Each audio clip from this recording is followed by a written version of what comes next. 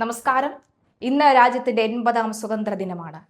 നമ്മൾ ഇന്ത്യക്കാർ ഇന്ത്യയെ സ്നേഹിക്കുന്നു അമ്മയെപ്പോലെ. 2026 സ്വാതന്ത്ര്യദിന ആഘോഷങ്ങളുടെ മുന്നോടിയായി പ്രഖ്യാപിച്ച ധീരതാ പുരസ്കാരങ്ങളിൽ രാജ്യത്തിന്റെ അഭിമാനമായി മലയാളി തിളക്കം. ജമ്മു കാശ്മീരിൽ നടന്ന അതിസാഹസികമായ നുഴഞ്ഞുകയറ്റ വിരുദ്ധ ഓപ്പറേഷന് നേതൃത്വം നൽകുകയും ആയുധധാരികളായ 2 ഭീകരരെ വധിക്കാൻ സഹായിക്കുകയും ചെയ്ത മലയാളിയായ മേജർ തരുൺ വാസുദേവന് രാജ്യത്തിന്റെ ഉന്നത സൈനിക ബഹുമതികളിലൊന്നായ ശൗര്യചക്ര ലഭിച്ചു. പ്രതിരോധ സേനകളിലെയും സെൻട്രൽ ആംഡ് പോലീസ് ഫോഴ്സിലെയും ഉദ്യോഗസ്ഥർക്കായി രാഷ്ട്രപതി ദ്രൗപദി മുർമു 78 ധീരതാ പുരസ്കാരങ്ങളാണ് അംഗീകരിച്ചത്. അതേസമയം പുരസ്കാരങ്ങൾ മരണാനന്തര ബഹുമതിയായാണ് പ്രഖ്യാപിച്ചത്.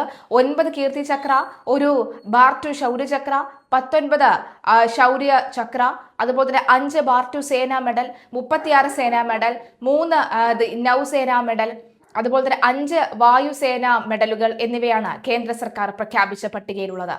ജമ്മു കാശ്മീരിലും വടക്കു കിഴക്കൻ സംസ്ഥാനങ്ങളിലും നടന്ന ഭീകരവിരുദ്ധ വിമതവിരുദ്ധ പോരാട്ടങ്ങളിൽ സമാനതകളില്ലാത്ത ധീരത പ്രകടിപ്പിച്ച യോദ്ധാക്കളെയാണ് പുരസ്കാരത്തിനായി തിരഞ്ഞെടുത്തത്.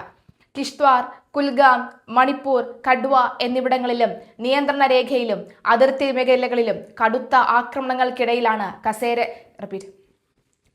ആക്രമണങ്ങൾക്കിടയിലാണ് കരസേനയിലെ അവാർഡ് ജേതാക്കൾ നിർണായക സൈനിക നീക്കങ്ങൾ നടത്തിയത്.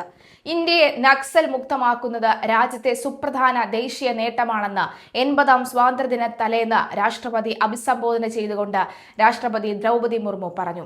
പതിറ്റാണ്ടുകളായി നക്സലിസം രാജ്യത്തിന് വലിയൊരു വെല്ലുവിളി തന്നെയാണ്. ഇന്ത്യയെ നക്സൽ മുക്തമാക്കുക എന്നത് ഒരു വലിയ നേട്ടമാണ്. മുൻപ് നക്സൽ ബാധിതമായിരുന്ന പ്രദേശങ്ങളിൽ ഇന്ന് ആവേശ ദൃശ്യമാണ്. ഈ മേഖലകളിൽ സർവതല സ്പർശിയായ വികസനം നടന്നു വരികയാണ്. ദീർഘകാലമായി ഇടതുപക്ഷ തീവ്രവാദ ബാധിത പ്രദേശമായിരുന്ന ഈ ബസ്തറയിലുണ്ടായ ദ്രുതഗതിയിലുള്ള വികസനവും സാംസ്കാരിക പങ്കാളിത്തവും ഇതിന് തെളിവാണെന്നും ദ്രൗപദി മുർമു ചൂണ്ടിക്കാട്ടി. ഓരോ സ്വാതന്ത്ര്യദിനാഘോഷത്തിന് മുന്നോടിയായി നടക്കാനുള്ള വാർഷിക സന്ദേശമാണിത്.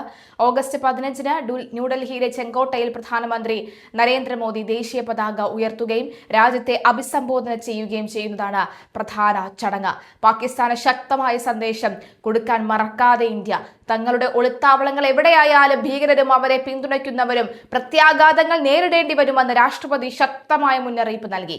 ഭീകരവാദ ശൃംഖലകൾക്കെതിരെ കൃത്യതയോടുകൂടി തിരിച്ചടി നൽകാനുള്ള ഇന്ത്യൻ സായുധ സേനയുടെ ശേഷിയാണ് ഓപ്പറേഷൻ സിന്ദൂർ തെളിയിച്ചതെന്നും അവർ പറഞ്ഞു. ഭീകരവാദത്തെ പ്രോത്സാഹിപ്പിക്കുന്ന രാജ്യവുമായുള്ള സിന്ധു നദീജല കരാർ താൽക്കാലികമായി റദ്ദാക്കിയത് ദേശീയ താൽപര്യങ്ങൾ മുൻനിർത്തിയുള്ള പ്രത്യേകിച്ച് കർഷകർക്ക് ഗുണകരമാകുന്ന നിർണായക ചുവടുവെപ്പൊന്നാണെന്ന് അവർ വ്യക്തമാക്കി. ഇന്ത്യയും പാകിസ്ഥാൻ തമ്മിലുള്ള സിന്ധു നദീജല വിതരണം നിയന്ത്രിക്കുന്ന കരാറാണിത്. പഹൽഗാം ഭീകരാക്രമണത്തെ തുടർന്ന് പാകിസ്ഥാനെതിരെ സ്വീകരിച്ച ശക്തമായ നടപടികളുടെ ഭാഗമായാണ് ഇന്ത്യ ഈ കരാർ താൽക്കാലികമായി റദ്ദാക്കിയത്.